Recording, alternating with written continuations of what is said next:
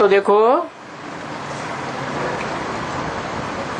बाप भी समझाते हैं सबको, भारतवासियों को,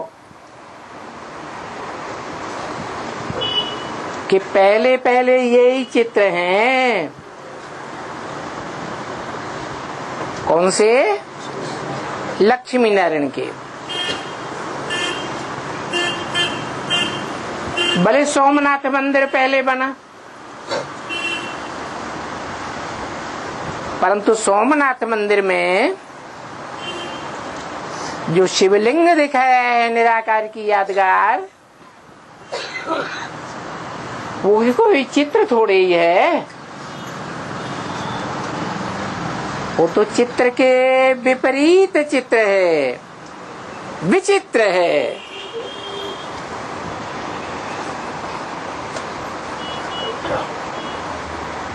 तो उन लक्ष्मी नारायण को समझाने के लिए बाप ने अच्छा सा चित्र बनाया है।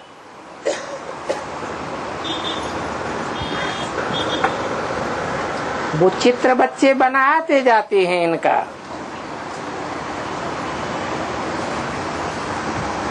और भारत में मंदिर तो बहुत है लक्ष्मी नारायण के, बहुत चित्र हैं। देखो, बिरला मंदिर में कितने अच्छे अच्छे चित्र बने हुए हैं।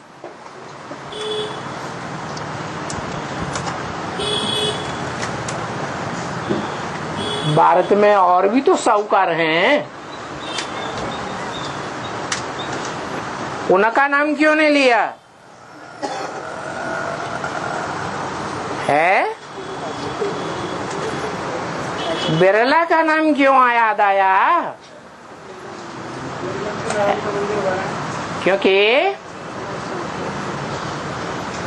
वही बिरला व्यापारी है जिसकी यादगार भक्ति मार्ग में तैयार होती है।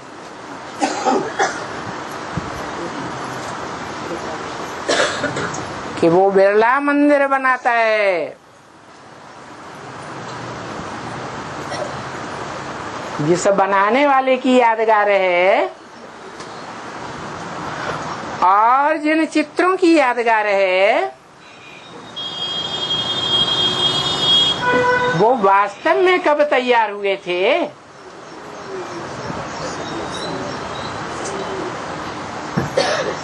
वो किसी को पता नहीं है।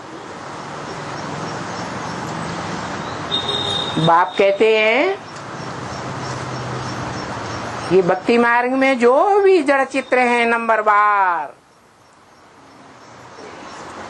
वो सब मैं आकर के तैयार करता हूँ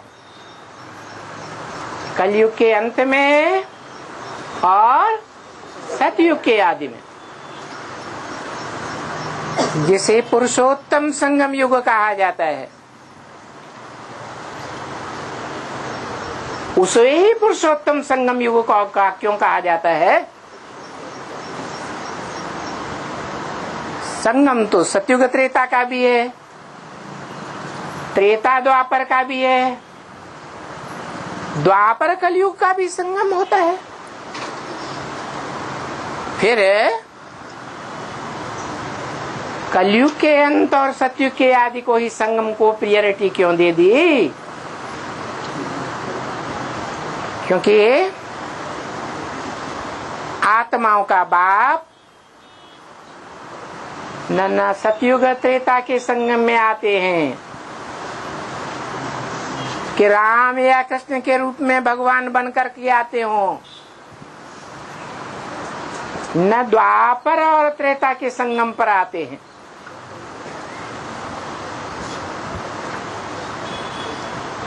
न द्वापर और कलयुग के संगम पर आते हैं। जो शास्त्रों में लिख दिया है कलंकी अवतार लेकर आया, कलयुग में आया नहीं, सिर्फ कलंकीधर नहीं है, वो तो खास खास करके सारे भारतवासियों को कलंक को धोने वाला है और आम सारी दुनिया के पापों को धोने वाला है।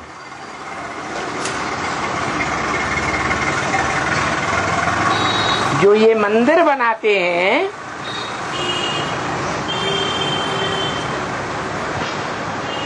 वो कोई ज्ञानदाता के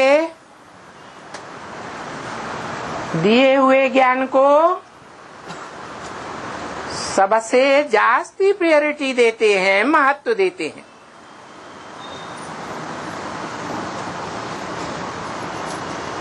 ज्ञान धन का बड़ा व्यापारी है। उसकी यादगार में भक्ति मार्ग में भी ये लक्ष्मी नारायण के जड़ मंदिर बनाने वाला बिरला व्यापारी गाया हुआ है और वो जड़ मंदिर भी कितने सुंदर सुंदर विशाल भव्य बने हुए हैं।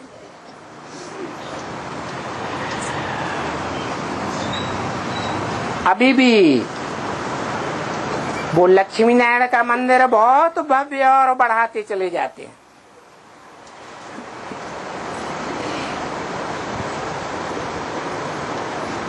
वो भक्ति मार्ग में क्यों मंदिर को बनाते रहते हैं, बढ़ाते रहते हैं? क्योंकि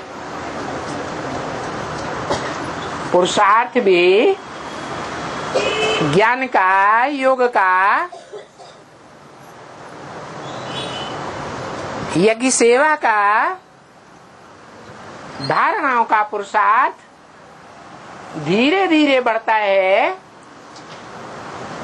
या एकदम बढ़ जाता है?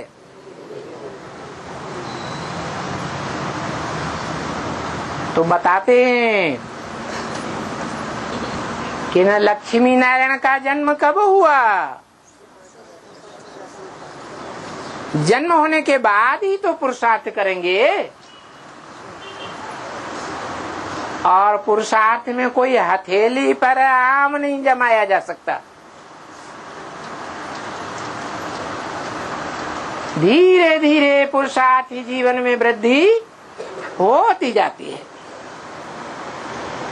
तो मंदिर भी भक्ति मार्ग में धीरे धीरे बड़े बड़े होते जाते हैं।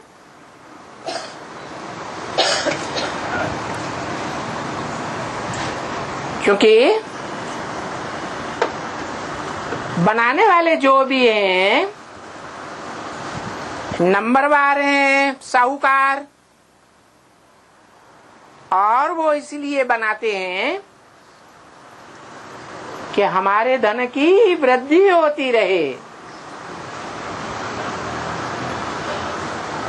ये भावना कहाँ से आती है? इस भावना का फाउंडेशन कहाँ पड़ता है? जब भगवान संगम युग पर इस सृष्टि पर आते हैं तो ज्ञान धन बढ़ने का भी भावना बढ़ती रहती है। धीरे धीरे ज्ञान लौकिक दुनिया की तरह बेसिक में एडवांस की ओर जाता रहता है। इतना ज्ञान बढ़ता है, इतना ज्ञान बढ़ता है कि एक एक मनुष्य आत्मा अपने अनेक जन्मों की हिस्ट्री को जान लेती है। क्योंकि आत्मा पार्टधारी है ना। ये सृष्टि एक रंगमंच है ना।